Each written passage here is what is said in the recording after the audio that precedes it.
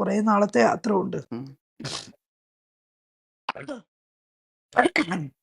സാരല്ല, അത് അത് ഈ കാലാവസ്ഥയും ഓട്ടമൊക്കെ അല്ലേ. അല്ല, അത് പൊടി അതെ, തട്ടി പൊടിയൻ, അതെ അതെ.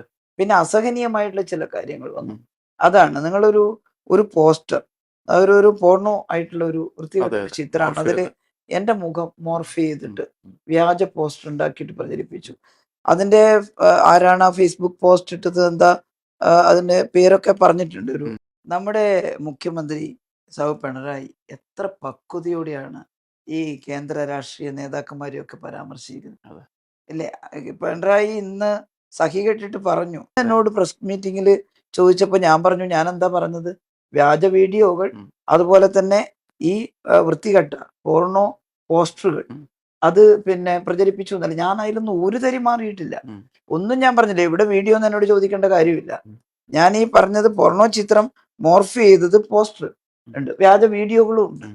അപ്പൊ പറഞ്ഞു ശൈലജ മലക്കം പറഞ്ഞു, അതെ. പിന്നെ പോർണോ വീഡിയോ ഇല്ല എന്ന് പറഞ്ഞു. അപ്പൊ വീഡിയോ നമ്മൾ കൊടുക്കേണ്ട സ്ഥിതിയായി. നമ്മൾ കൊടുക്കേണ്ട അതെ സ്ഥിതിയായി. കൊടുക്കേണ്ടടുത്ത് കൊടുക്കും. അതെ. കേട്ടില്ലേ? കയ്യിലുള്ളത് അങ്ങനെ ഞാനൊരു മലക്കവും പറഞ്ഞിട്ടില്ല. ഞാൻ ആദ്യം പറഞ്ഞ എന്താണ് എന്റെ പത്രസമ്മേളനത്തിൽ പറഞ്ഞതെന്ന് വ്യക്തമാണ്. നമസ്കാരം. ഇന്ന് വളരെ പ്രധാനപ്പെട്ട ഒരു അതിഥിയാണ് നമ്മോടൊപ്പം ചേരുന്നത്. LDF-ന്റെ വടകര മണ്ഡലം സ്ഥാനാർത്ഥി KK ശൈലജ ടീച്ചർ. ടീച്ചർ നമസ്കാരം. നമസ്കാരം.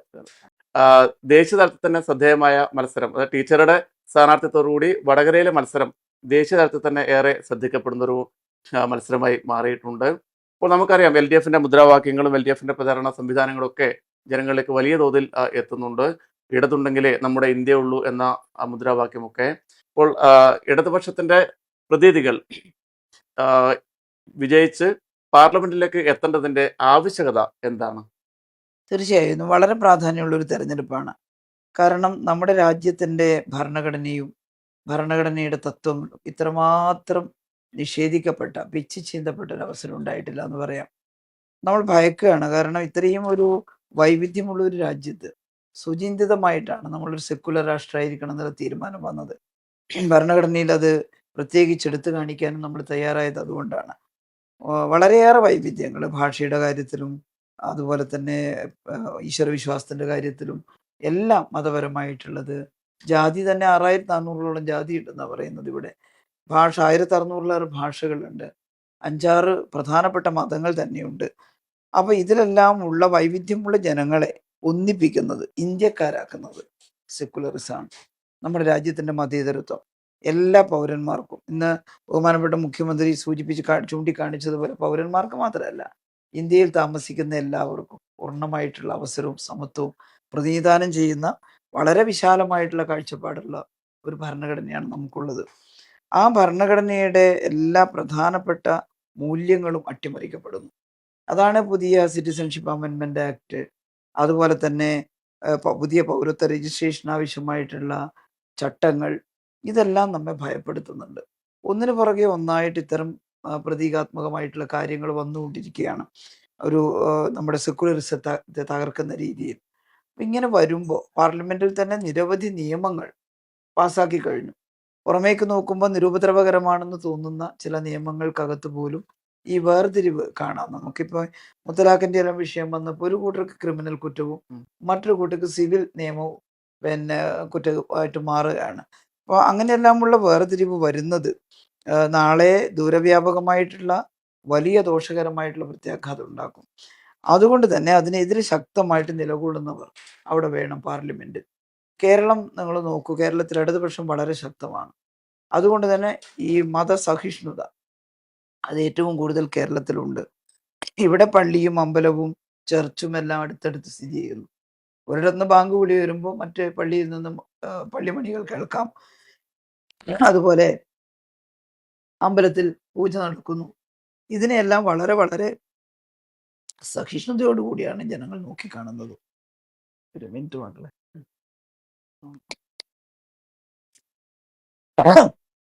അത് ഈ യാത്രയൊക്കെ ചെയ്ത് മൊത്തം ചെറിയൊരു കുറെ നാളത്തെ യാത്ര ഉണ്ട്. ഉം. ചെറിയൊരു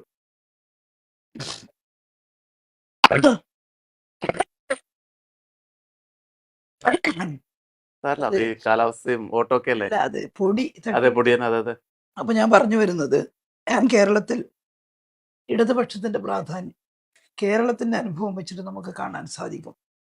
വളരെ സഹിഷ്ണുതയോടുകൂടി നാനാജാതി മതസ്ഥർ താമസിക്കുന്ന ഒരു പ്രദേശമാണ് കേരളം. അപ്പോൾ അതുപോലെ ഇന്ത്യയിൽ അത്തരത്തിലുള്ള ഒരു അവസ്ഥ ഉണ്ടാകണം. നാനാജാതി മതസ്ഥർക്ക് ഇഷ്ടമുള്ള പ്രാർത്ഥന നടത്തിയും ഇഷ്ടമുള്ള രീതിയിൽ വസ്ത്രം ധരിച്ചും ഒക്കെ ജീവിക്കാനുള്ള ഒരു സ്വാതന്ത്ര്യം. അതേസമയത്ത് എല്ലാവരും ഇന്ത്യൻ പൗരന്മാരാണ്. നമ്മുടെ നാടിനോടുള്ള പ്രതിബദ്ധത എല്ലാവർക്കും തുല്യമാണ്. അപ്പോൾ ഞങ്ങൾ പറയുന്നത് ഇന്ത്യൻ പാർലമെന്റിൽ ഇടതുപക്ഷത്തിന്റെ അംഗസംഖ്യ കൂടണം. വളരെ ശക്തമായി ചാഞ്ചല്യമില്ലാതെ നമ്മുടെ മതേതരത്വത്തിന് വേണ്ടി വാദിക്കാൻ ഇടതുപക്ഷത്തിനാണ് കഴിയുക. നിങ്ങൾ നോക്കൂ, പാർലമെന്റിൽ മതേതരത്വത്തെ ഹനിക്കുന്ന ഒരുപാട് നിലപാടുകൾ വരുമ്പോൾ എണ്ണത്തിൽ കുറവാണെങ്കിലും ഏറ്റവും ശക്തമായിട്ട് പ്രതികരിച്ചത് ഇടതുപക്ഷമാണ്. അതിൽ ഈ സിറ്റിസൺഷിപ്പ് അമെൻമെന്റ് ആക്ട് വന്നപ്പോൾ ശക്തമായിട്ട് പ്രതികരിച്ചു. കഴിഞ്ഞ തവണ 18 പേരും UDF-ൻ്റെതാണല്ലോ. എം ആരിഫാണ് ഏറ്റവും ശക്തമായിട്ട് പ്രതികരിച്ചത്. അതുപോലെ രാജ്യസഭയിൽ എളമരം കരീം, ജോൺ ബ്രിട്ടാസ്, പിന്നെ നമ്മുടെ ബിനോയ് വിശ്വം, ഇവരെല്ലാം വളരെ ശക്തമായി പ്രതികരിച്ചു. കോൺഗ്രസ് മൗനം ദീക്ഷിക്കുകയായിരുന്നു. ഈ തെരഞ്ഞെടുപ്പ് പ്രഖ്യാപിച്ചപ്പോഴാണ് കോൺഗ്രസ് ആദ്യം കുറച്ചൊരു പ്രകടനമൊക്കെ നടത്തിയിട്ട് പറഞ്ഞത്. പക്ഷെ അവരുടെ പ്രകടന പത്രികയിൽ പോലും CAA ആക്ടിനെ കുറിച്ചില്ല. പുതിയ ചട്ടങ്ങളെ കുറിച്ച് യാതൊരു പരാമർശവും അതിനകത്ത് കാണാനില്ല. ഇന്നിപ്പം ബഹുമാനപ്പെട്ട മുഖ്യമന്ത്രി പ്രസംഗിക്കുമ്പോൾ ഒരു കാര്യം കൂടി വ്യക്തമാക്കിയിട്ടുണ്ട്. ഇതിന്റെ ഡ്രാഫ്റ്റിൽ ഉണ്ടായിരുന്നു എന്നാണ് കേൾക്കുന്നത്. പക്ഷേ നേതൃത്വം, കോൺഗ്രസിന്റെ നേതൃത്വം അത് ഡിലീറ്റ് ചെയ്തു എന്നുള്ളതാണ്. നമ്മുടെ പ്രതിപക്ഷ നേതാവ് മുഖ്യമന്ത്രിക്ക് മറുപടിയായിട്ട് വളരെ ശക്തമായി ഇത്രാമത്തെ പേജിൽ ഇതുണ്ട് എന്ന് പറഞ്ഞിട്ട് ശക്തമായിട്ട് പ്രതികരിച്ചു. എനിക്ക് തോന്നുന്നു ഇത് പബ്ലിഷ് ചെയ്തതിന് ശേഷം ഇവരിത് നോക്കിയിട്ടുണ്ടാവില്ല. അതാണ്. അപ്പൊ അത് ഡിലീറ്റ് ചെയ്ത് കളഞ്ഞിരിക്കുന്നു, ഒഴിവാക്കിയിരിക്കുന്നു കരുതിക്കോട്ടി. ഇത്ര ഭയമുള്ള ആളുകൾക്ക് എങ്ങനെയാണ് നമ്മുടെ മതേതരത്വം സംരക്ഷിക്കാൻ സാധിക്കുക? നമ്മൾ തിരിഞ്ഞു നോക്കേണ്ടത് ജവഹർലാൽ നെഹ്റുവിനെയൊക്കെയാണ്. ആ പാരമ്പര്യത്തിൽ നിന്നും കോൺഗ്രസ് എത്രമാത്രം അകന്നു പോയിരിക്കുന്നു. കോൺഗ്രസിന് ഈ നാട്ടിലെ മുഴുവൻ ജനങ്ങളുടെയും ജീവിത പ്രശ്നങ്ങളൊന്നും ഒരു വിഷയമല്ല. കോൺഗ്രസും BJP-യും തമ്മിലുള്ള വ്യത്യാസം നേർത്ത രേഖയായിട്ട് മാറിക്കൊണ്ടിരിക്കുകയാണ്. അതില് വലിയ വ്യത്യാസമില്ല. എത്ര എളുപ്പത്തിലാണ് കോൺഗ്രസിന്റെ സമുന്നതരായ നേതാക്കൾ BJP-യിലേക്ക് പോകുന്നത്. പഴയ മുഖ്യമന്ത്രിമാർ, MP-മാർ, MLA-മാർ അവരെല്ലാം കൂട്ടത്തോടെ പോവുകയാണ്. അപ്പോ കോൺഗ്രസിനകത്ത് ശേഷിക്കുന്ന യഥാർത്ഥ കോൺഗ്രസ്സുകാർക്ക് മനമെടുത്തിരിക്കുകയാണ്. അവരെല്ലാം ഇപ്പോ അവരിൽ പല പ്രാദേശികമായി പോലും ഇടതുപക്ഷവുമായി സഹകരിക്കാൻ മുന്നോട്ട് വരുന്നുണ്ട്. കേരളത്തിൽ തന്നെ അറിയപ്പെടുന്ന നിരവധി കോൺഗ്രസ്സുകാർ ഇപ്പൊ ഇടതുപക്ഷവുമായി സഹകരിച്ച് പ്രവർത്തിക്കുകയാണ്. ഇന്നലെ എനിക്കും ഉണ്ടായ ഒരു അനുഭവം. പ്രാദേശികമായിട്ടുള്ള ഒരു കണാരേട്ടൻ പണ്ടേ ഭയങ്കര കോൺഗ്രസ്സാണ്. അപ്പോ ഈ തെരഞ്ഞെടുപ്പിൽ അദ്ദേഹം എൻ്റെ നാദാപുരം മണ്ഡലത്തില് എൻ്റെ പ്രചരണ വേദിയിൽ വന്നു.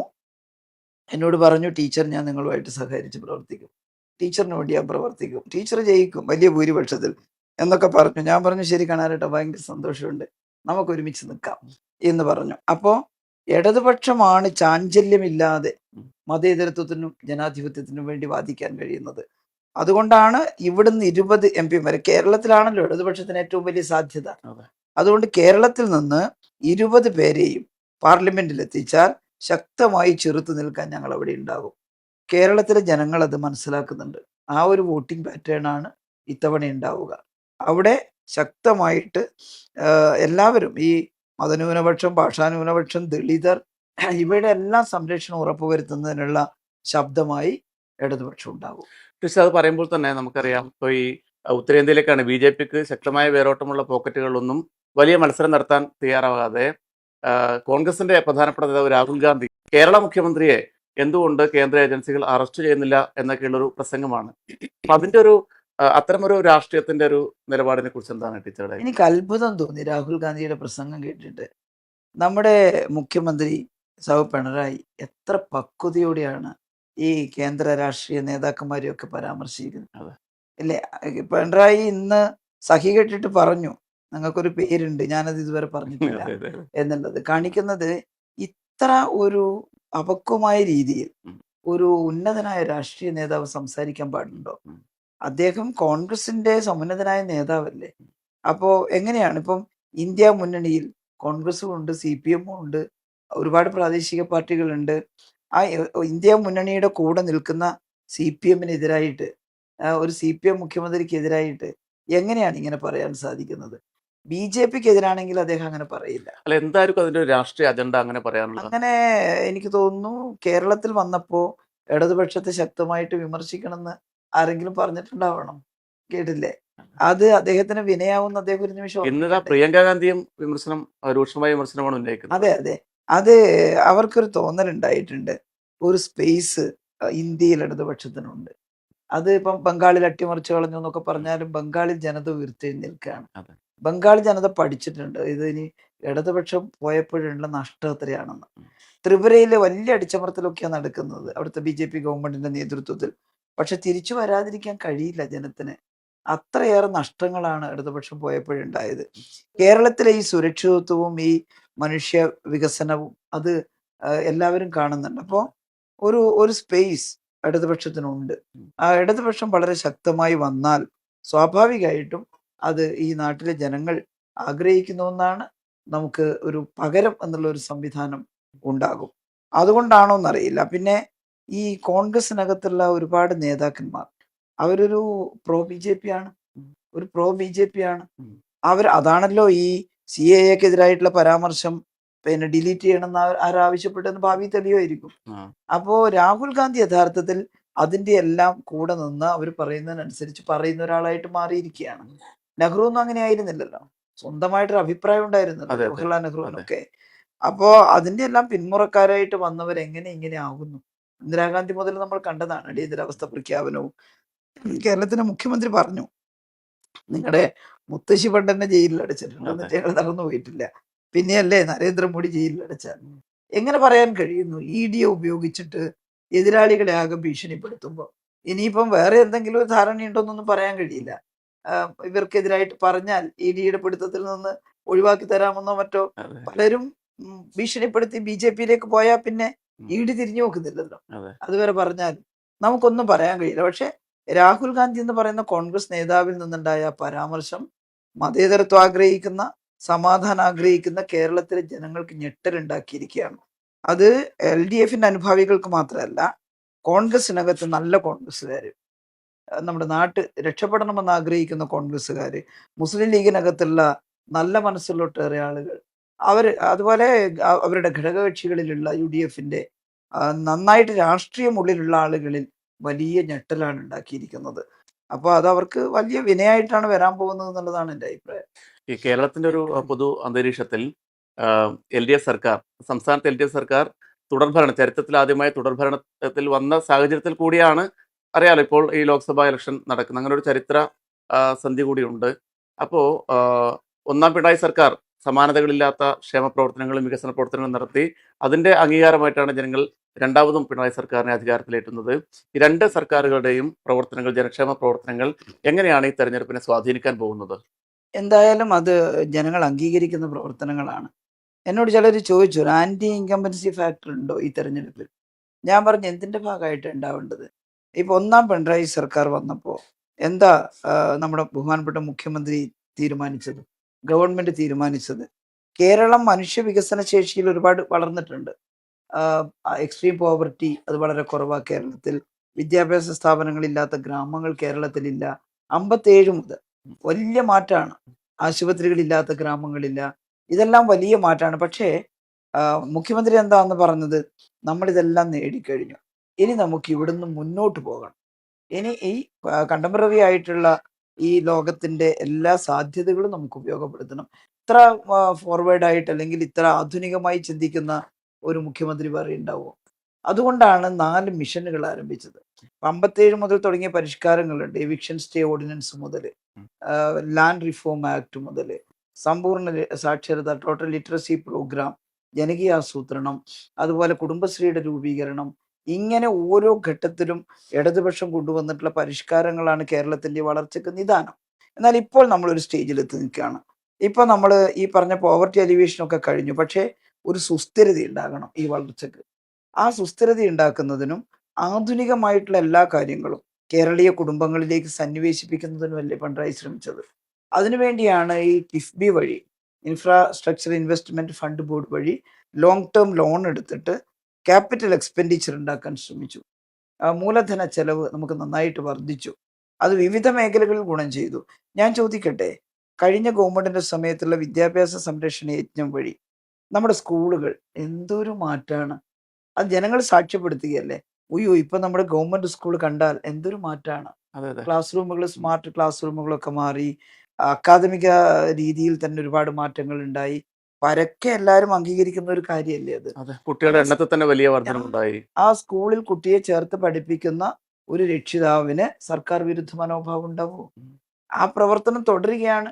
ഈ വർഷം എനിക്ക് 4 സ്കൂളുകൾക്ക് 1 കോടി, 1.5 കോടി, 1.25 കോടിയൊക്കെ ആയിട്ട് കിട്ടി. അതെ അന്നത്തെ ബാക്കിയുള്ളത്. ഉം. അതിപ്പം തറക്കല്ലൊക്കെ ഇട്ട് കെട്ടിടം ഒന്നിന്റെ പൂർത്തിയായി ഇപ്പൊ ഉദ്ഘാടനം ഉം. നടത്തണം മട്ടന്നൂർ മണ്ഡലത്തിലേത്.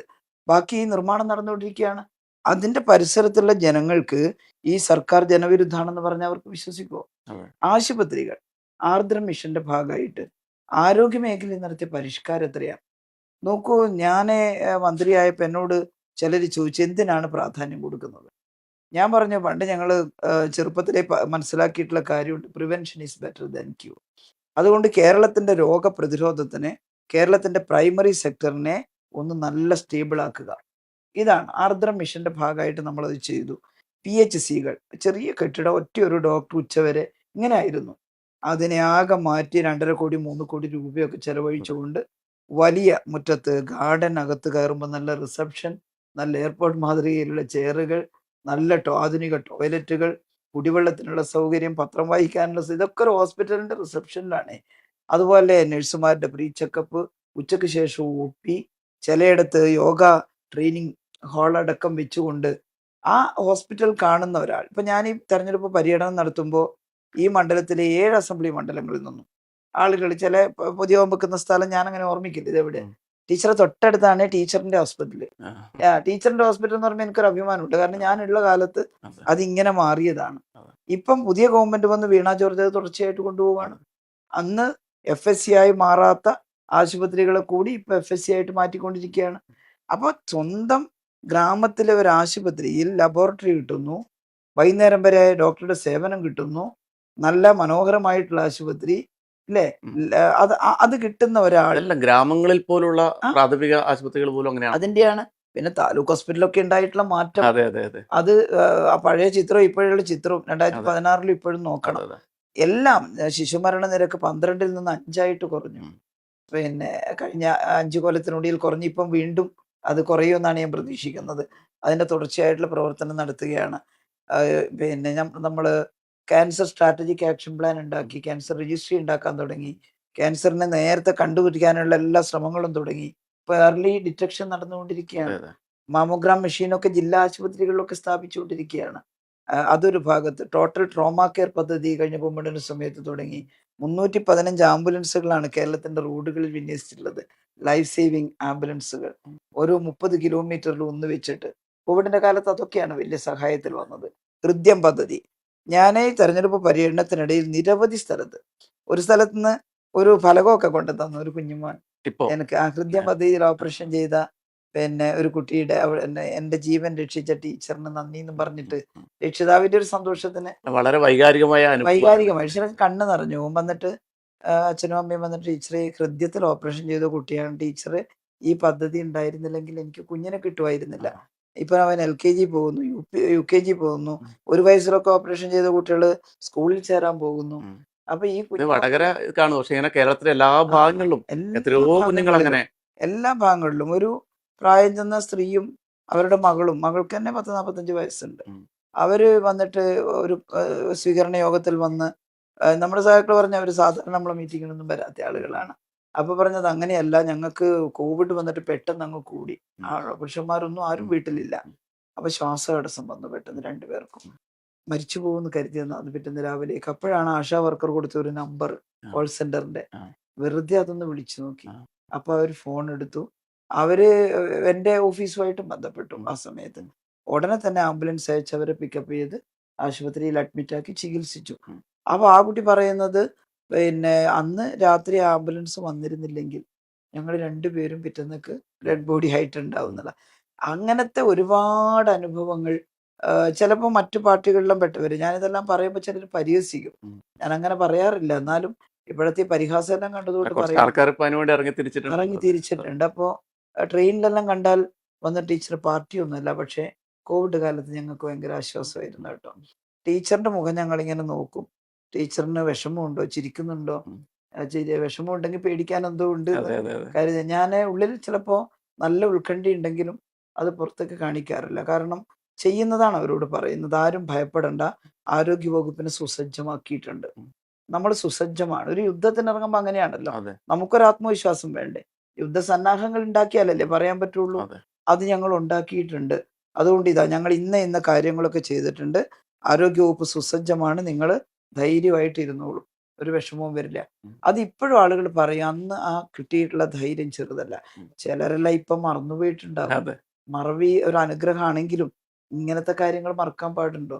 അപ്പോൾ അതെല്ലാം അങ്ങനെയൊരു സ്വീകാര്യത വരുന്നുണ്ട് എന്നുള്ളത് ഇവരെ കുറച്ചൊന്നുമല്ല അമ്പരിപ്പിക്കുന്നത്. ഈ വടകര മണ്ഡലത്തിൽ ഇപ്പം ടീച്ചർ സ്വാഭാവികമായും നേരത്തെ ഒരുപാട് തെരഞ്ഞെടുപ്പിൽ മത്സരിച്ചിട്ടുണ്ട്. കേരളത്തിന്റെ മന്ത്രിയായി മികച്ച രീതിയിൽ പ്രവർത്തിച്ചിട്ടുണ്ട്. പക്ഷെ ലോക്സഭയിലേക്ക് ആദ്യമായിട്ടാണല്ലോ മത്സരിക്കുന്നത് അല്ലേ? അതെ അതും വടകര മണ്ഡലം തിരിച്ചു പിടിക്കാനാണ് ഇപ്പോൾ പാർട്ടി ഏൽപ്പിച്ചിരിക്കുന്നത്. സ്വാഭാവികമായും അതെ എങ്ങനെയാണ് ഈ വടകരയിൽ എത്തുമ്പോൾ എങ്ങനെയാണ് ഇവിടുത്തെ ഒരു ഇപ്പം കുറെ ഞാൻ പറയാം തെരഞ്ഞെടുപ്പിന് വളരെ കുറച്ച് ദിവസങ്ങൾ മാത്രമേ ഉള്ളൂ. അപ്പൊ എങ്ങനെയാണ് ഇതുവരെയുള്ള ഒരു പൊതു സ്വീകാര്യത എങ്ങനെയാണ് ടീച്ചർക്ക് ഫീൽ ചെയ്യുന്നത്? എനിക്ക് ഇപ്പോൾ ഒരു ഗുണമുള്ളത് കേരളത്തിന്റെ ഏത് ഭാഗത്ത് ചെന്നാലും കാരണം ഏറ്റവും കൂടുതൽ ജനങ്ങൾ ബന്ധപ്പെടുന്ന ഒരു വകുപ്പുമായി ബന്ധപ്പെട്ട് പ്രവർത്തിച്ച ആളാണ് ഞാൻ. അതെ. ആ വകുപ്പിനെ ജനങ്ങൾക്ക് വേണ്ടി സാധിക്കാവുന്ന വിധം ജനകീയമാക്കി കൈകാര്യം ചെയ്തു എന്നാണ് എൻ്റെ അഭിപ്രായം. അതുകൊണ്ടാണ് ഈ അഭിപ്രായം എല്ലാം വരുന്നത്. അപ്പോൾ വടകരയിൽ വന്നപ്പോൾ എനിക്ക് മറ്റൊരു സ്ഥലത്ത് പോയ മറ്റൊരു സ്ഥലമല്ല, ഉം. വടകര പാർലമെന്റ് മണ്ഡലത്തിലെ അസംബ്ലി മണ്ഡലം കൂത്തുപറമ്പ്. ആ. അവിടെയായിരുന്നു ഞാൻ അതെ, എം.എൽ.എ. അതെ, മന്ത്രിയായത്. അതെ. അപ്പോൾ ആ മേഖലയാകെ തലശ്ശേരി എൻ്റെ സ്വന്തം തട്ടകമാണ്. അതുപോലെ തന്നെ ഈ പറയുന്ന നാദാപുരവും സഖാക്കൾ എപ്പോഴും അവിടുത്തെ എല്ലാ ഉദ്ഘാടനങ്ങൾക്കും കാര്യത്തിനും എന്നെ വിളിക്കുകയും ഞാൻ വരികയും ഒക്കെ ചെയ്യുന്ന ഒരു മേഖലയാണിത്. ഉം. അതുകൊണ്ട് എനിക്ക് ഒട്ടും അന്യമായിട്ടല്ല എന്നെയും അവർ സ്വീകരിച്ചിരിക്കുന്നത്. ആ രീതിയിൽ തന്നെയാണ്, സ്വന്തം എന്നുള്ള നിലയിൽ തന്നെയാണ്. ഞാൻ നേരത്തെ പറഞ്ഞതുപോലെ ചെല്ലുന്നിടത്തെല്ലാം ഉള്ള ആശുപത്രി, മറ്റ് അതിന്റെ വികസനം, അതെ. അതിന്റെ എല്ലാം ഒരു ബന്ധം വേറെയുണ്ട്. ഉം. അപ്പൊ ബഹുജനങ്ങൾക്ക് അങ്ങനെ ഞാൻ ഇവിടെ തന്നെ ഉള്ള ആളാണ് എന്നൊരു നല്ല ബോധമുണ്ട്, നല്ല സ്വീകാര്യതയും അവരിൽ നിന്നുണ്ട്. അതുകൊണ്ടാണ് ഞാൻ പറയുന്നത് ഇവിടെ എന്തായാലും ഇടതുപക്ഷം ജയിക്കും. മറ്റൊരു പ്രധാനപ്പെട്ട കാര്യം മന്ത്രി എന്ന നിലയിൽ നമുക്കറിയാം ടീച്ചർ ഏറ്റവും ആദ്യം നേരിട്ട പ്രതിസന്ധി എൽ ഡി എഫ് സർക്കാരും കേരളവും ഒക്കെ നേരിട്ടത് നിപ്പയായിരുന്നു. അതെ അപ്പൊ നിപ്പ ബാധിത പ്രദേശങ്ങളൊക്കെ ഈ പേരാമ്പ്രയുടെ ഭാഗങ്ങൾ ഒക്കെ വടകര മണ്ഡലത്തിൽ പെടുന്ന ഒരു പ്രദേശങ്ങളാണ്. ഇവിടെയാണ് ടീച്ചർ എത്രയോ ദിവസം രാവും പകലുമില്ലാതെ ഈ നിപ്പ പ്രതിരോധ പ്രവർത്തനങ്ങൾക്ക് നേതൃത്വം നൽകിക്കൊണ്ട് പ്രവർത്തിച്ചിരുന്നത്. അതുകൊണ്ട് തന്നെ അതിന്റെ ഒരു വൈകാരിക അനുഭവം ഇപ്പോൾ ഈ ആ രോഗാവസ്ഥയൊക്കെ മറികടന്ന് ആ എന്താ പറയാ പേടിപ്പിക്കുന്ന കാലത്തൊക്കെ മറികടന്ന് വീണ്ടും അവിടേക്കൊക്കെ ചെല്ലുമ്പോൾ ഒരു വൈകാരികമായ ഓർമ്മകളൊക്കെ എങ്ങനെയാണ്? ഉറപ്പായിട്ടും എനിക്ക് എൻ്റെ ജീവിതത്തിലും ഉണ്ടായിട്ടുള്ള ഏറ്റവും കടുത്തൊരു അനുഭവമായിരുന്നു അത്. അനുഭവങ്ങളാണ് നമ്മളെ ഒരുപാട് പാഠങ്ങൾ പഠിപ്പിക്കുന്നത്. അതെ. അപ്പോൾ ഈ ഇത്തരത്തിലുള്ള സാഹസികമായിട്ടുള്ള അവസരങ്ങളിൽ നിന്ന് നീന്തി കയറുമ്പോഴാണ് നമ്മളും ഒന്ന് സ്ട്രോങ് അതെ ആവുന്നത്, അതെ കരുത്താവാം. കരുത്തരായിട്ട് മാറുന്നത്. യഥാർത്ഥത്തിൽ അന്ന് ആ വൈറസ് നിപ്പ വൈറസ് ആണെന്ന് റിപ്പോർട്ട് ചെയ്തപ്പോൾ സത്യത്തിൽ പകച്ചു പോയിരുന്നു. എന്താണ് സംഭവിക്കാൻ ഒരു പോകുന്നത് അനുഭവമില്ല ആദ്യമായിട്ടൊരു യാതൊരു അനുഭവമില്ല. കാരണം ഞാൻ സെക്രട്ടറി വിളിച്ച് ചോദിച്ചു. സെക്രട്ടറി പറഞ്ഞു, മിനിസ്റ്റർ ഇത് കുറച്ച് പേടിക്കേണ്ട വിഷയമാണ്. ലോകത്ത് തന്നെ കുറച്ച് സ്ഥലത്തേ ഉണ്ടായിട്ടുള്ളൂ. ഇതിന് കൃത്യമായിട്ടുള്ള ഒരു പ്രോട്ടോകോൾ ഇല്ല. മരണനിരക്ക് കൂടുതലാണ്. മരണനിരക്ക് വളരെ കൂടുതലാണ്. അപ്പൊ നമ്മൾ ഇത്രയും പോപ്പുലേഷൻ ഡെൻസിറ്റി ഉള്ള ഒരു സംസ്ഥാനത്ത് ഇത്തരം ഒരു വൈറസ് വന്നാൽ ഭയക്കേണ്ടിയിരിക്കുന്നു. ഒരിക്കലും ഭയപ്പെടണമെന്ന് പറയാത്ത ഒരാളാണ് രാജീവ് സദാനന്ദൻ, ഉം. എൻ്റെ അന്നത്തെ സെക്രട്ടറി. അതെ അതെ അപ്പോൾ രാജീവ് സദാനന്ദൻ തന്നെ എന്നോട് പറയേണ്ടത് നമ്മൾ ഭയപ്പെടേണ്ടിയിരിക്കുന്നു. ഞാൻ പറഞ്ഞു, നിങ്ങളെ അതിനാണ് ഞാൻ വിളിച്ചത്, ഭയപ്പെട്ടിട്ട് എന്താ കാര്യം? അപ്പോൾ എന്താണ് പ്രതിവിധി? അത് ഞാൻ കുറച്ചൊക്കെ ഗൂഗിൾ സെർച്ച് ചെയ്തിട്ട് കുറച്ചൊക്കെ ഞാനും മനസ്സിലാക്കിയിട്ടുണ്ട്. അപ്പോൾ നമ്മൾ ഭയപ്പെട്ട് നിൽക്കുകയല്ല, നമുക്ക് എന്ത് ചെയ്യാൻ പറ്റും? അപ്പോൾ സെക്രട്ടറി പറഞ്ഞു, നമുക്ക് ചെയ്യാം, എല്ലാ തയ്യാറെടുപ്പും നമ്മൾ നടത്താം. മിനിസ്റ്റർ തീരുമാനം എന്താ? ഞാൻ പറഞ്ഞു, ഞാൻ കോഴിക്കോട് താമസിക്കാൻ പോവുകയാണ്, ഞാൻ തിരുവനന്തപുരത്തേക്കില്ല. ഇവിടെ താമസിച്ച് ഓപ്പറേറ്റ് ചെയ്താലേ എനിക്കിതിനെയെല്ലാം കൂട്ടി യോജിപ്പിക്കാൻ പറ്റും. മെഡിക്കൽ സർവീസും മെഡിക്കൽ എഡ്യൂക്കേഷനും രണ്ട് വിഭാഗത്തെ യോജിപ്പിക്കണം, ഒരുമിച്ച് നിർത്തണം. ഇതോടൊപ്പം വെറ്റിനറി പോലുള്ള പഞ്ചായത്ത് പോലുള്ള മറ്റു വകുപ്പുകളെ ഏകോപിപ്പിക്കണം. അപ്പം മന്ത്രി എന്നുള്ള നിലയിൽ ഞാൻ ഇവിടെ താമസിച്ചാലേ ഇതൊക്കെ നടക്കുകയുള്ളൂ. എൻ്റെ ടീമിന് ഒരു വലിയ ഇൻസ്പിറേഷൻ കൊടുക്കണം. ഞാൻ അന്ന് നിപ്പയാണെന്ന് അറിഞ്ഞിട്ട് അതിൻ്റെ പിറ്റേന്ന് കോഴിക്കോട് മെഡിക്കൽ കോളേജിൽ നിന്ന് പ്രിൻസിപ്പാൾ രാജേന്ദ്രൻ എന്നെ വിളിച്ചു. ഡോക്ടർ രാജേന്ദ്രൻ, മാഡം ഇങ്ങോട്ട് വരണം, ഇവിടെ എല്ലാവരും ലേശം അസ്വസ്ഥരാണ്. കാരണം അവിടെയാണ് ഐസൊലേഷൻ. ഇപ്പൊ അതെ ഐസൊലേഷൻ ഒന്നും ഒരു പേടിയല്ല. അതെ അതെ അതെ അന്ന് കേരളത്തിന് പുതുമയുള്ള ഉം, കാര്യമല്ലേ. ഇവിടെയാണ് ഐസൊലേഷൻ വാർഡ് തുറക്കുന്നത്. മേഡം ഇങ്ങോട്ട് വരണം എന്ന് പറഞ്ഞു. അപ്പൊ ഞാൻ സെക്രട്ടറി, അന്ന് സെക്രട്ടറിയോട് വരാമ്പോൾ സെക്രട്ടറി പോയിരുന്നു. അവിടെ ചെല്ലുമ്പോൾ ആ ഹാളിനകത്ത് ഞാൻ പ്രവേശിച്ചപ്പോൾ എല്ലാവരും വലിയ ഉത്കണ്ഠയിലാണ്. ഡോക്ടർമാരും നഴ്സുമാരും എന്താ സംഭവം, എന്താ ഞങ്ങൾ ചെയ്യേണ്ടത് എന്നൊരു മട്ടിൽ. ഒരു പി ജി സ്റ്റുഡൻ്റ്, അവൻ കഴിഞ്ഞ ദിവസം എന്നെ കണ്ടിട്ട് ഓടി വന്നിട്ട് പറഞ്ഞു, ടീച്ചർ പറയുന്ന ആ പി ജി ഞാനായിരുന്നു. വൈകാരികമായിട്ട് സംസാരിച്ചു. എഴുന്നേറ്റ് നിന്നിട്ട് പറഞ്ഞു, മേഡം ഞങ്ങളൊക്കെ സാക്രിഫൈസ് ചെയ്യാൻ തയ്യാറായിരിക്കുന്നു. കൂടെ അവൻ കല്യാണം കഴിച്ചതായിരുന്നു. വൈഫിനെ വീട്ടിൽ പറഞ്ഞയച്ചിട്ടുണ്ട്. മരിക്കാൻ തയ്യാറായിരിക്കുകയാണ്. ഞാൻ ചോദിച്ചു, എന്തിനാ മരിക്കുന്നത്? നമ്മളാരും മരിക്കുന്നില്ല. ഉം, കേട്ടില്ലേ? ഉം, നമ്മൾ ഒരാളെയും മരണത്തിന് വിട്ടുകൊടുക്കില്ല. സകല പ്രൊട്ടക്ഷൻ എടുത്തുകൊണ്ട് മാത്രമേ നമ്മൾ ചെയ്യൂ. പ്രൊട്ടക്ഷൻ എക്യുപ്മെന്റ്സ് ഇപ്പൊ നമുക്ക് കുറച്ചുണ്ട്, ബാക്കി നമുക്ക് കൊണ്ടുവരാം. ഒക്കെ സംഘടിപ്പിക്കും ആരോഗ്യവകുപ്പ്. നിങ്ങൾ അതിലൊന്നും ഉത്കണ്ഠപ്പെടണ്ട. ട്രെയിനിങ് തുടങ്ങിക്കോളൂ ഇന്ന് തന്നെ. അപ്പോൾ നഴ്സുമാരുടെ പ്രതിനിധി ഷീന എഴുന്നേറ്റ് നിന്നിട്ട് പറഞ്ഞു, ഞങ്ങൾ ഇന്നലെ രാത്രി കൊണ്ട് മുഴുവൻ നഴ്സുമാരെയും PPE കിറ്റ്, ഡോണിങ് ആൻഡ് ഡോഫിങ് വീണ്ടും ട്രെയിനിങ് ഇന്നലെ രാത്രി, ഞാൻ ചെല്ലുന്നതിൻ്റെ തലേന്നാള് കൊടുത്തു കഴിഞ്ഞു. അപ്പോൾ ഡോക്ടർമാരോട് ഞാൻ ചോദിച്ചു. ഡോക്ടർമാർ പറഞ്ഞു ഞങ്ങളും തുടങ്ങി. ഞാൻ പറഞ്ഞു ഇന്നൊരു ദിവസം കൊണ്ട്. നിങ്ങൾ പണ്ട് പിന്നെ കോഴ്സിന്റെ സമയത്ത് പഠിച്ചിട്ടുണ്ടാകും, പക്ഷേ ഇപ്പോൾ അതൊന്ന് പുതുക്കണം. എല്ലാ ട്രെയിനിങ് പെട്ടെന്ന് തീർക്കണം. എന്നിട്ട് നമ്മൾ റെഡിയാണ്, നമ്മുടെ ടീം റെഡി ആയിരിക്കണം. നിപ്പിയോട് ഫൈറ്റ് ചെയ്യാൻ പോകണം നമ്മൾ. അതുകൊണ്ട് എന്തൊക്കെയാണ് നിങ്ങൾ അതിന് സ്ട്രാറ്റജി ഉണ്ടാക്കും. അന്നാണ് ഞങ്ങൾ ഈ ട്രേസ്, ക്വാറന്റൈൻ, ഉം. ടെസ്റ്റ്, അതെ അതെ ഐസൊലേറ്റ്, അതെ അതെ ട്രീറ്റ്, അതെ അതാണ് കോവിഡിന് കോവിഡിന് പ്രയോഗിച്ചത്. അതെ ഉം, അപ്പോൾ പിന്നെ ഒരു പ്രോബ്ലം വന്നത്, ഇത് നിപ്പയാണെന്ന് അറിഞ്ഞപ്പോൾ പേടിച്ചിട്ട് ചെങ്ങരോത്ത് ഗ്രാമത്തിൽ നിന്ന് ആളുകൾ പോവുകയാണ്. ഉം. അത് ചിലർ എന്നോട് വിളിച്ചു പറഞ്ഞു, ഇവിടെ നിന്ന് എല്ലാവരും പാക്ക് ചെയ്ത് പോവുകയാണ്. അത് ഭയങ്കര അപകടം ചെയ്യും. അവർക്ക് ആർക്കെങ്കിലും നിപ്പയുണ്ടെങ്കിൽ അടുത്ത ഗ്രാമത്തിൽ അതെ അതെ അവിടെയും യുദ്ധമുഖം തുറക്കണം. അപ്പോൾ എനിക്ക് നല്ല ഭയം ഉണ്ടായി ആ സമയത്ത്. ഞാൻ പറഞ്ഞു, നമുക്ക് അവിടെ പോകാം, ജനങ്ങളോട് പറയണം, പഞ്ചായത്ത് ഓഫീസിൽ പ്രധാനപ്പെട്ടവർ വരണം. ഉം, അപ്പോൾ പിന്നെ ഡോക്ടർമാർ എന്നോട് പറഞ്ഞു, മാഡം വരരുത്, ഉം. വിദഗ്ധർ, വൈറോളജി ഇൻസ്റ്റിറ്റ്യൂട്ടിൽ അരുണിനടക്കമുണ്ട്, ഞങ്ങൾ പോയി പറഞ്ഞോളാം. TP രാമകൃഷ്ണനുണ്ട്. ഇപ്പോൾ ഞാൻ പറഞ്ഞു, നിങ്ങളൊന്നും പോയി പറഞ്ഞാൽ ജനം വിശ്വസിക്കില്ല. എന്ന് വെച്ചാൽ ഉദ്യോഗസ്ഥന്മാർ വന്നിട്ട് അതെ അങ്ങനെ, ഞാൻ മന്ത്രി എന്നുള്ള നിലയിൽ അവിടെ നേരിട്ട് പോയാൽ ഉം, പിന്നെ പോയാൽ അതിന് ഗുണമുണ്ടാവും. രാമകൃഷ്ണൻ പറഞ്ഞു, ഞാനും അദ്ദേഹത്തിൻ്റെ മണ്ഡലമാണ്, അദ്ദേഹവും വന്നു. ഞാൻ ആ കഥ മുഴുവൻ ആവർത്തിക്കുകയല്ല, പക്ഷെ ഞങ്ങളവിടെ ചെല്ലുമ്പോൾ അന്നത്തെ ഒരു ജനങ്ങളുടെ ഭീതി നേരിട്ട് കണ്ടതാണ്. വായുവിലൂടെ പകരുവോ, ഈ ഗ്രാമത്തിൽ ഒരു വീട്ടിലുണ്ടായാൽ അപ്പുറത്തെ വീട്ടിലേക്ക് വരുവോ, വിവരിച്ചു കൊടുത്തു അവിടുന്ന്. വിദഗ്ധരാണ് പറഞ്ഞത്. ഞാൻ വിദഗ്ധരെ കൊണ്ടുപോയിരുന്നു കൂടെ. അപ്പോൾ അവർ പറഞ്ഞു, അങ്ങനെയില്ല, ഇത്ര മീറ്റർ അകലെ നിന്നാൽ മാത്രമേ പ്രശ്നം വരുന്നുള്ളൂ. ചുമയുള്ള ആളുടെ അടുത്തൊന്നും നിൽക്കാതിരുന്നാൽ മതി, സ്പർശിക്കാതിരുന്നാൽ മതി. ഇതെല്ലാം അപ്പോൾ ആളുകൾക്കൊന്ന് അവർ റിലാക്സ്ഡ് ആയി. കേട്ടില്ലേ? അന്ന് ഞാൻ പോയതിനെ കുറിച്ച് പിന്നീട് പല ആളുകളും പറഞ്ഞു, ടീച്ചറിന്റെ ആ വരവ് അതെ ഞങ്ങൾക്കുണ്ടാക്കിയ ആശ്വാസം ചെറുതല്ല. അവരതെല്ലാം ഓർക്കുന്നുണ്ടോ എന്ന് എനിക്കറിയില്ല. പക്ഷേ പിന്നീട് പലപ്പോഴും കാണുമ്പോഴെല്ലാം ഉം, കക്ഷി രാഷ്ട്രീയ അതീതമായിട്ട് അവർ പറഞ്ഞിട്ടുണ്ട്, അന്ന് വലിയ ആശ്വാസമായിരുന്നു. അതെ എടോ, ഞാൻ 40 ദിവസം അവിടെ പിന്നെ നിന്നല്ലോ, കോഴിക്കോട് താമസിച്ചിട്ടാണ് ഇതെല്ലാം കോർഡിനേറ്റ് ചെയ്തത്. അതിന്റെ റിസൾട്ട് ഉണ്ടായി. അത് വിത്തിൻ 40 ഡേയ്സ് നമുക്ക് വൈറസിനെ കണ്ടെയ്ൻ ചെയ്യാൻ പറ്റി. അതെ അപ്പോൾ മരണവും ആദ്യം പകർന്ന ആ 18 പേർക്കല്ലാതെ അതെ പിന്നീട് അതങ്ങ് പിന്നീട് പിടിച്ചു അവരിൽ നിർത്തിയല്ലോ നിന്ന് ആർക്കും പകരാൻ അതെ അതെ അനുവദിച്ചിട്ടില്ല. അപ്പൊ ഇതാണ് ബാൾട്ടിമോർ വൈറോളജി ഇൻസ്റ്റിറ്റ്യൂട്ടില് അമേരിക്കയിൽ ഞങ്ങളെ ക്ഷണിച്ച്, മുഖ്യമന്ത്രി എന്നെ ക്ഷണിച്ചിട്ട് റോബർട്ട് ഗാലോ അടക്കമുള്ള ശാസ്ത്രജ്ഞന്മാരെ അഭിനന്ദിക്കാനൊക്കെ ഇടയായത്.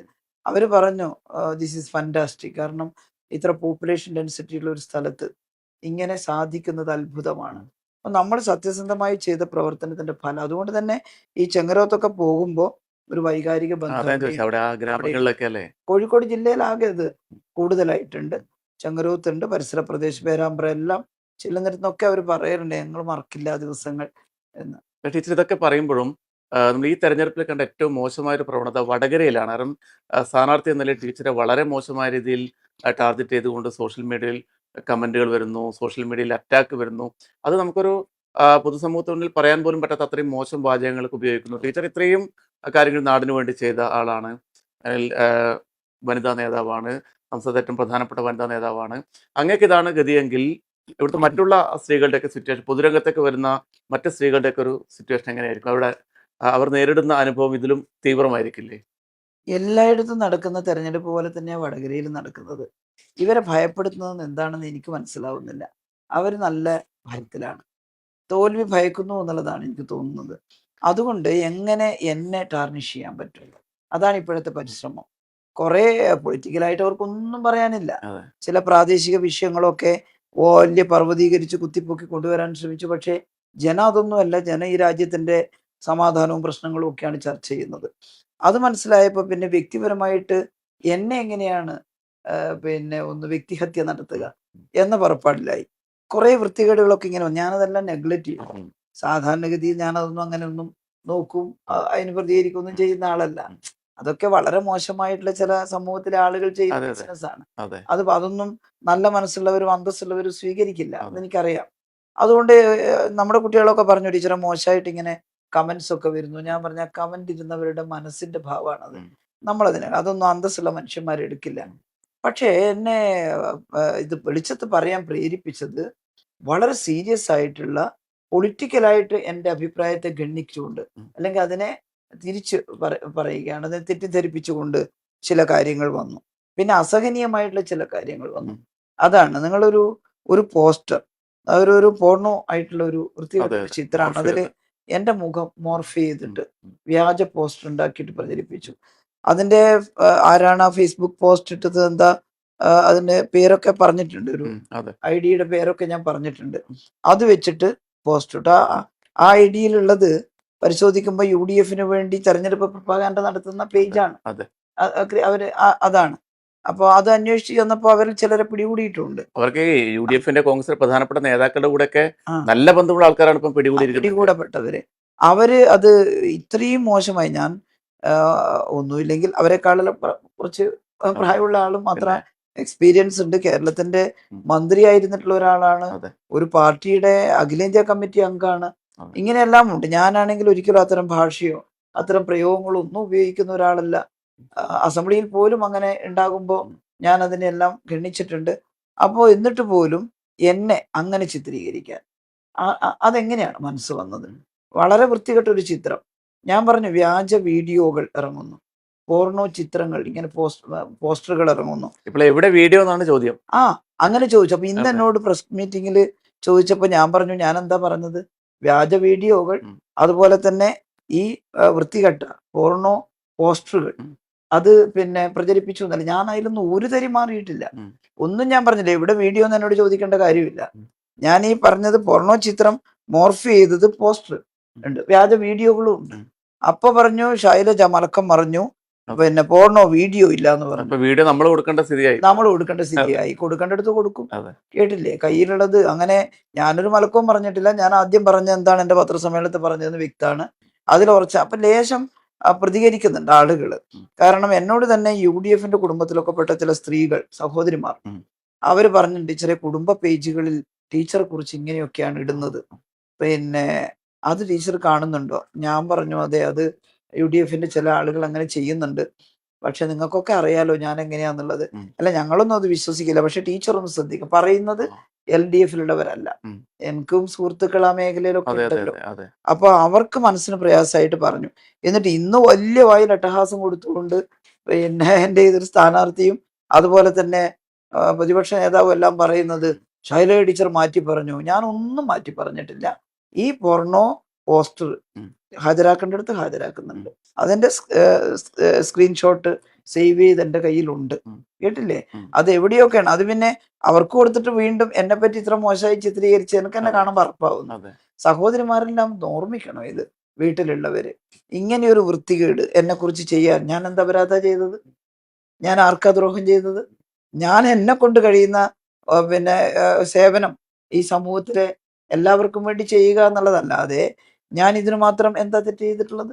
അതുകൊണ്ട് നിങ്ങൾ ഏത് പാർട്ടിക്കാരോ ആവട്ടെ, എന്നെ കേൾക്കുന്ന സഹോദരങ്ങൾ, ഇത് ശരിയാണോ എന്ന് ഇത് പടച്ചുവിടുന്നവരോട് ചോദിക്കണം. ഞാൻ പറഞ്ഞു, എന്നോട് ചിലർ ചോദിച്ചതല്ല UDF നേതാക്കന്മാരുടെ അറിവോടുകൂടിയാണോ? ഞാൻ പറഞ്ഞു, ആയിരിക്കാം. കാരണം ഇതിൽ ഒന്ന് രണ്ടെണ്ണം വന്നപ്പോൾ തന്നെ ഈ കാര്യങ്ങൾ ഞങ്ങൾ പുറത്ത് പറഞ്ഞു, ഇങ്ങനെയുണ്ട് വരുന്നു. തടസ്സപ്പെടുത്തിയിട്ടില്ലല്ലോ. പക്ഷെ ഒരാൾ അവർ ന്യായീകരിക്കണം, ഒരു തള്ളിക്കളയുന്നത് പോലില്ല പ്രധാനപ്പെട്ട നേതാക്കൾ പോലും. ന്യായീകരിക്കുകയാണ്. ഇതിപ്പം ഇതിന് ഇരയാക്കപ്പെട്ടത് ഞാൻ, അതെ എന്നിട്ട് ഇപ്പോഴും എനിക്ക് കുറ്റം അതെ ഇല്ലേ? അതെ ഞാൻ അതിന്റെ വ്യക്തമായിട്ടുള്ള തെളിവോടെയല്ലേ. നമുക്ക് മാതൃഭൂമി ഓൺലൈനിന്റെ ഉം. പേജ് ക്രിയേറ്റ് ചെയ്തിട്ട് അതിൽ ഞാൻ പറഞ്ഞു എന്ന് പറഞ്ഞ് ലവ് ജിഹാദ് ഉണ്ട് KK ശൈലജ. അതെ നിങ്ങൾ ആലോചിച്ച് നോക്കൂ, എത്ര അധാർമികമാണിത്. ഞാൻ അവരെ വിളിച്ച് പറഞ്ഞപ്പോൾ മാതൃഭൂമി നിഷേധിച്ചു. വ്യാജമാണ്. അവർ തന്നെ നിഷേധിച്ചു. ഞങ്ങളുടേതല്ല, ഇത് വ്യാജ പേജാണ്. ഒരു അറിയപ്പെടുന്ന ഒരു സ്ഥാപനത്തിന്റെ പേജ് വ്യാജമായിട്ട് ക്രിയേറ്റ് ചെയ്യുക. ആത്മീയ ആചാര്യന്മാരുടേത് നിങ്ങൾ ശ്രദ്ധിച്ചില്ലേ? അത് അവരുടെ പിന്നെ ഇത് ലെറ്റർ ഹെഡ് ക്രിയേറ്റ് ചെയ്തിട്ട് അതിനകത്ത് എന്നെ ബോംബമ്മാന്ന് വിളിക്കണം എന്നും പറഞ്ഞിട്ട് ഇത് കേരളത്തിലെ സ്ത്രീകൾക്ക് അറിയില്ലേ ഞാൻ എന്താ ചെയ്യുന്നെന്നുള്ളത്. അപ്പോൾ അതെല്ലാം അവരുടെ ഇടയിലുള്ള ആളുകളിൽ തന്നെ അതൃപ്തി ഉണ്ടാക്കുന്നുണ്ട് എന്ന് മനസ്സിലായപ്പോ ഇപ്പൊ മലക്കമറിയാണ്. ടീച്ചർ മാറ്റി പറഞ്ഞു, ശൈലജ മാറ്റി പറഞ്ഞു എന്നൊക്കെ പറഞ്ഞിട്ട് ഞാൻ ഒന്നും മാറ്റി പറഞ്ഞിട്ടില്ല. വ്യാജ വീഡിയോകളും പോർണോ പോസ്റ്ററുകളും അവരുടെ ലൈംഗികമായി വൃത്തികെട്ട രീതിയിൽ, ലൈംഗിക ചൊവ്വയുള്ള രീതിയിൽ പരിഹസിച്ചുകൊണ്ട് എന്നെ മോർഫ് ചെയ്തിട്ട് ചിത്രീകരിച്ച പോസ്റ്ററുകൾ അതുണ്ട്. അത് ഞാൻ കേസ് കൊടുത്തിട്ടുണ്ട്. അതിന്റെ അന്വേഷണം നടക്കുന്നുണ്ട്. 2-3 പേരെ ഇപ്പൊ മനസ്സിലാക്കിയിട്ടുണ്ട്. കൂടുതൽ ആളുകളെ മനസ്സിലാക്കും ഇങ്ങനെയുള്ളവരെ. എന്നിട്ടും ഇപ്പൊ തുടരുന്നുണ്ട് കേട്ടോ ഇതെല്ലാം. അതിനെ ഒന്നിനെ തള്ളി പറയാൻ ഈ പ്രതിപക്ഷ നേതാവിനും അതുപോലെ UDF നേതാക്കന്മാർക്കും സാധിച്ചിരുന്നെങ്കിൽ അവരെ ഞാൻ അംഗീകരിക്കും കേട്ടോ. അവർ തള്ളി പറയുന്നില്ല എന്ന് മാത്രമല്ല, പിന്നെ എന്നെ അറ്റാക്ക് ചെയ്യാണ്. ടീച്ചർ തന്നെ ഒരു ഘട്ടത്തിൽ പറഞ്ഞിരുന്നല്ലോ, അതിൽ നന്മയുള്ള ആൾക്കാരുണ്ട്, അവരൊക്കെ തള്ളിക്കളിയെന്നാണ്. പക്ഷെ അങ്ങനെ ആരും തള്ളിക്കളഞ്ഞിട്ടില്ല. ഇല്ല, ഞാൻ അങ്ങനെയാ വിചാരിച്ചത്. അവരിൽ ഇപ്പോഴും നല്ല കോൺഗ്രസ്സുകാരും അല്ലെ നല്ല നേതാക്കന്മാരൊക്കെ ഉണ്ടെന്നാ ഞാൻ വിചാരിച്ചത്. അവര് പോലും മൗനം ദീക്ഷിച്ചു. അവരെല്ലാം മൗനം ദീക്ഷിച്ചോളട്ടെ. പക്ഷെ ഈ വസ്തുത എന്റെ കയ്യിലുണ്ട്, തെളിവ്, എല്ലാ തെളിവും. ആ തെളിവ് പരാതി കൊടുത്തിടത്ത് തെളിവായിട്ട് ഞാൻ കൊടുത്തിട്ടുമുണ്ട്. അതിന്റെ മേലെ അന്വേഷണം നടക്കും. അതിന് യാതൊരു സംശയവും എനിക്കില്ല.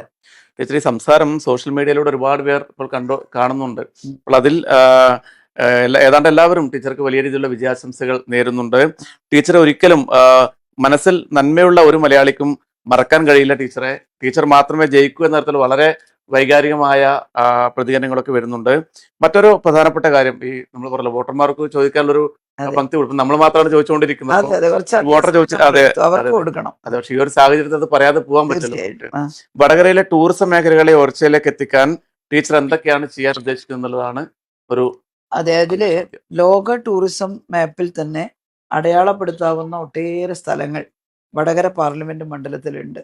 പ്രത്യേകിച്ച് കൊയിലാണ്ടി, നാദാപുരം, കുറ്റ്യാടി മേഖലകളിലൊക്കെ അതീവ സുന്ദരമായിട്ടുള്ള ഭൂപ്രദേശങ്ങൾ, ഒരുപാട് കായലുകൾ, അതുപോലെ തന്നെ ഈ പിന്നെ ഒരു ബാക്ക് വാട്ടർ പോലെ തോന്നുന്ന കടലുമായിട്ട് ബന്ധപ്പെട്ടിട്ടുള്ള ഒട്ടേറെ സ്ഥലങ്ങളുണ്ട്.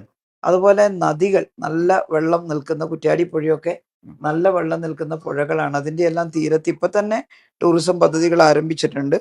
അത് നമുക്ക് കാണണം. പിന്നെ വിദേശ അധിനിവേശവുമായി ബന്ധപ്പെട്ട ചില സ്ഥലങ്ങളുണ്ട്. ഇപ്പോ വാസ്കോ ഡ ഗാമ ആദ്യമായിട്ട് കാപ്പാട്. അപ്പൊ കാപ്പാട് നമ്മളൊരു നല്ല മ്യൂസിയം ഒക്കെ ആയി ചെറിയ ചില കാര്യങ്ങൾ അവിടെ ഇപ്പം വന്നിട്ടുണ്ട്. അപ്പൊ അത് ഒന്ന് ചരിത്രത്തിൽ രേഖപ്പെടുത്തി വെക്കണം.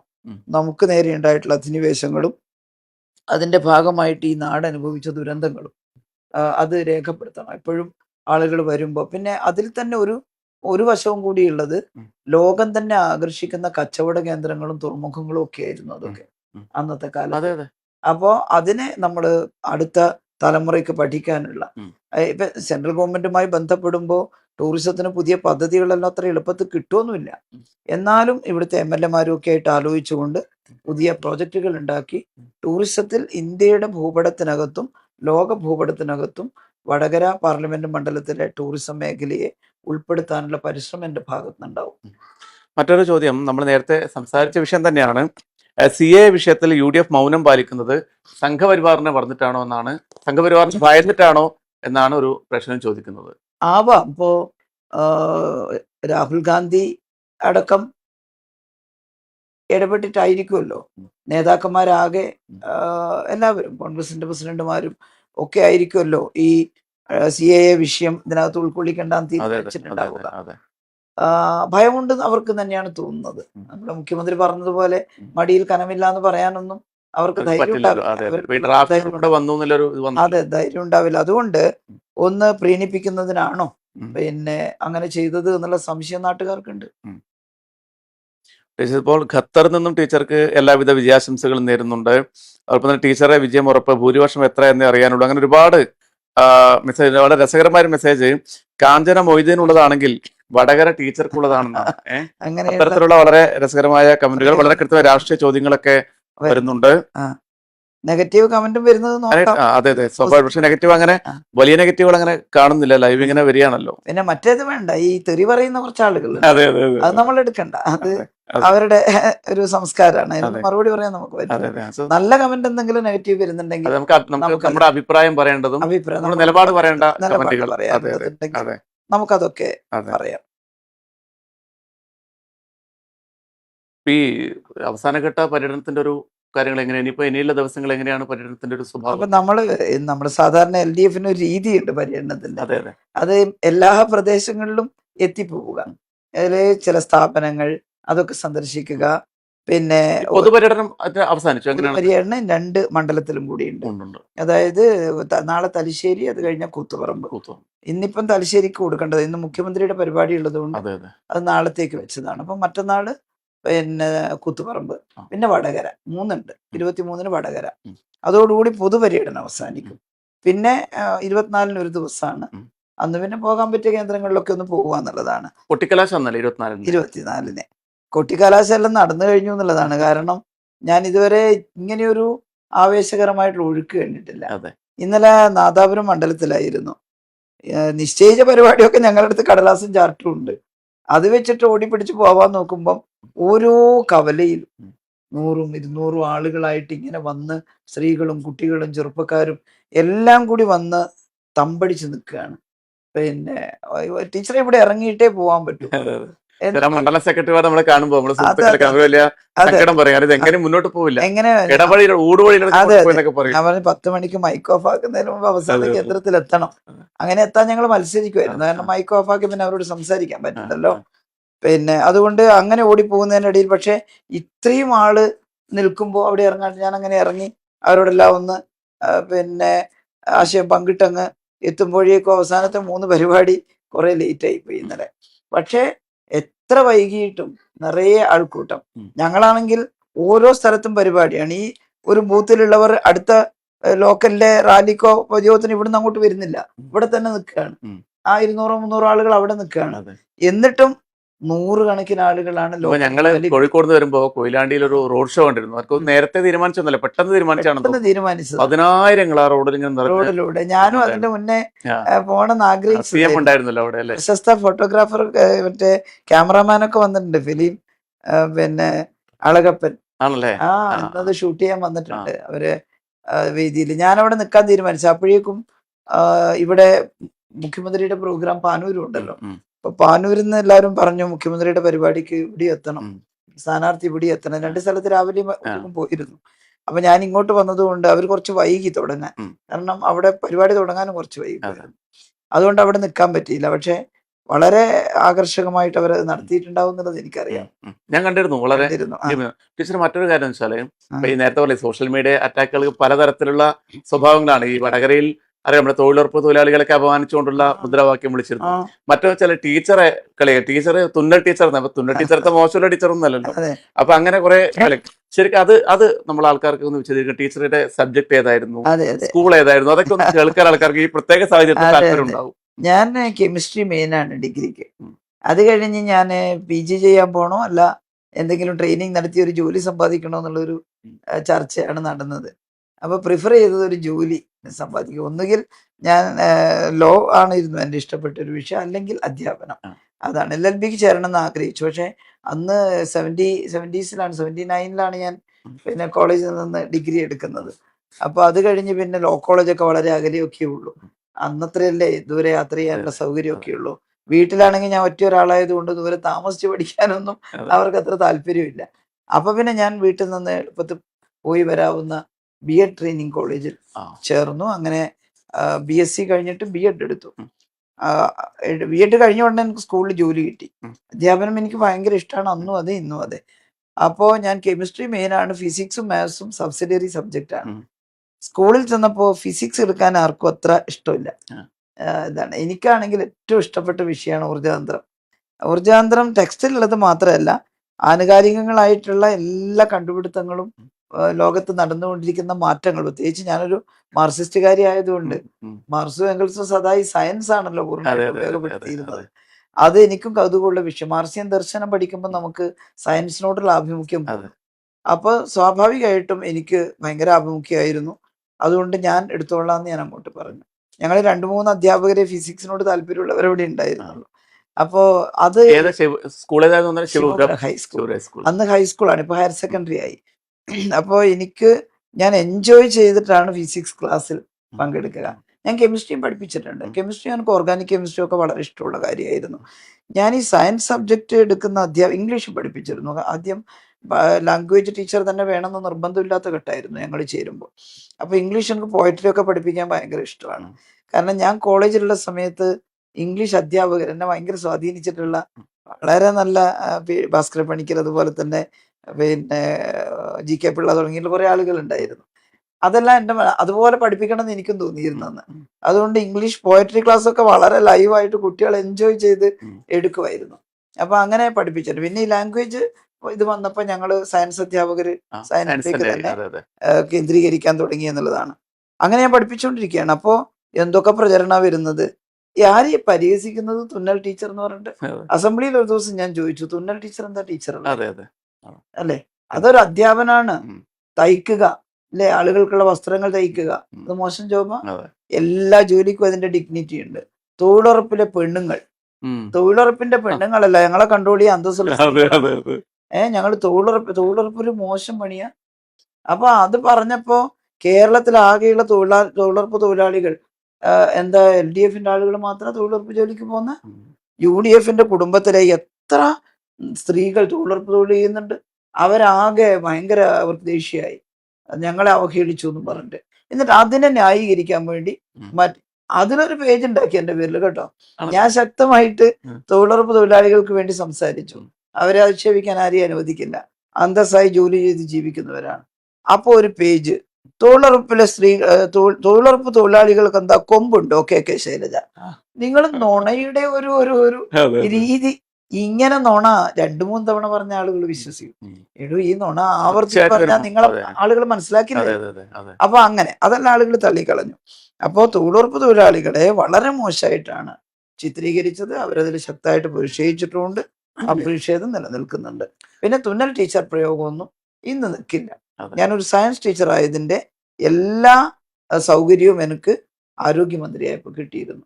എനിക്ക് വളരെ എളുപ്പമാണ്. കെമിസ്ട്രി പഠിച്ചതുകൊണ്ട് തന്നെ ഓരോ മരുന്നിലുള്ള മോളിക്യൂൾസ് എന്താണ്, അതിന്റെ കോമ്പിനേഷൻ എന്താണ്, അല്ലേ, ആ സംയുക്തങ്ങൾ എന്താണ്, മൂലകങ്ങൾ എന്താണ്, ഇതൊന്നും മനസ്സിലാക്കാൻ എനിക്ക് വലിയ ബുദ്ധിമുട്ടില്ലാത്ത കാര്യമാണ്.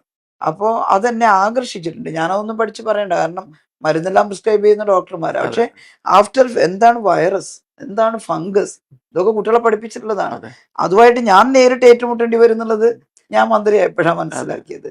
അതെന്നെ ഒരു സയൻസ് ടീച്ചർ എന്നുള്ളത് എന്നെ നന്നായിട്ട് സഹായിച്ചിട്ടുണ്ട്, സ്വാധീനിച്ചിട്ടുണ്ട്. ടീച്ചറെ, പിന്നെ കഴിഞ്ഞ ദിവസങ്ങൾക്ക് ഫേസ്ബുക്കിലൊക്കെ മുമ്പ് നമ്മളെ ഫോട്ടോ കണ്ടിരുന്നു. ടീച്ചറും ശ്രീമതി ടീച്ചറൊക്കെ കുറച്ച് പഴയ ചെറിയ പ്രായത്തിൽ നയനാരുടെയും EMSന്റെയും കൂടിയിരിക്കുന്ന ഒരു ഫോട്ടോ. ആ സന്ദർഭം ഏതായിരുന്നു എന്നുള്ളത്? അത് ആദ്യമായിട്ട് കേരളത്തില് പാർട്ടി സ്കൂള് EMS അക്കാദമി, ഒരു അക്കാദമി സ്ഥാപിച്ചുകൊണ്ട് പാർട്ടി സ്കൂൾ, ഇപ്പോഴത്തെ EMS അക്കാദമി, അതിന്റെ ആദ്യത്തെ അതിങ്ങനെ ഒന്നും വന്നിട്ടില്ല. EMSന്റെ നേതൃത്വത്തിൽ സ്ഥിരം പാർട്ടി സ്കൂൾ തുടങ്ങാൻ തീരുമാനിച്ചു തിരുവനന്തപുരത്ത്. അപ്പോൾ അന്ന് ഞാനും ശ്രീമതി ടീച്ചറും ഒക്കെയാണ്, സ്ത്രീകൾ അത്രയല്ലേ രംഗത്ത് വന്നിട്ടുള്ളതെന്ന്. ടീച്ചർ ഞാനും ഒക്കെ, ടീച്ചറിന്റെ സീനിയർ ആണ്, ഞാൻ തൊട്ട് താഴെയുണ്ട്. അപ്പോൾ ഞങ്ങൾ ആദ്യത്തെ പാർട്ടി സ്കൂളിൽ തന്നെ ഞങ്ങൾ തിരഞ്ഞെടുത്തു, സ്ത്രീകളെ എടുക്കുന്ന കൂട്ടത്തിൽ ഒരു ചെറിയ ബാച്ച്. അത് പ്രധാനപ്പെട്ട നേതാക്കളായിരുന്നു അതിനകത്ത് ഉണ്ടായിരുന്നത് മുഴുവൻ. ഞാനന്നൊരു ജൂനിയറാ. അതിൻ്റെ അകത്ത് കാണുമ്പോൾ തന്നെ ഞാൻ ഭവ്യതയോടെ നിൽക്കുന്ന ഒരു ചിത്രമാണത്. എനിക്ക് മറക്കാൻ പറ്റില്ല. EMSും അതുപോലെ എല്ലാം നമുക്ക് ക്ലാസ് എടുക്കുന്നു. വലിയ അനുഭവം.